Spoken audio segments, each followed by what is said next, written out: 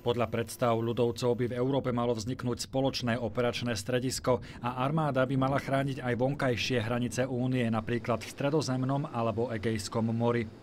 Myšlienku podporuje aj šéf Európskej komisie Jean-Claude Juncker, podľa ktorého Európa potrebuje armádu, aby sa bránila Rusku a iným globálnym hrozbám. Politicians have started realizing that over the last couple of years of economic and financial crisis, they've hollowed out their own defense capabilities by uncoordinated budget cuts across the European Union.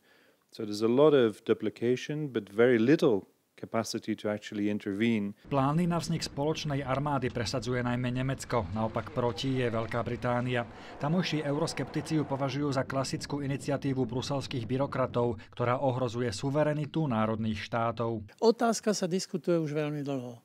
Bez nejakých výsledkov a obávam sa, to sú moje osobné obavy, že v úvodzovkách nám nehrozí vznik Európskej armády. A najväčšia príčina je v tom, že mnohí poukazujú na existenciu NATO. Podľa Stevena Blogmansa z Bruselského centra pre európske politiky je vznik Európskej armády v súčasnosti nereálny. Pravdepodobnejšia je užšia spolupráca členských štátov na dobrovoľnej báze.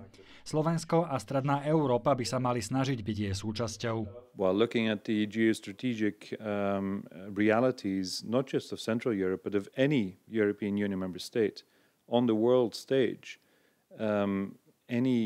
all those EU member states are too small to do anything, pooling and sharing their capabilities within NATO, but also within the EU, in complementarity, of course, should be the only way forward. Podporovatelia myšlienky spoločnej európskej armády tvrdia, že bude efektívnejšia a lacnejšia. Navyše ochráni aj členské štáty Európskej únie, ktoré nie sú členom NATO. Z Bruselu Štefan Hudec, RTVS.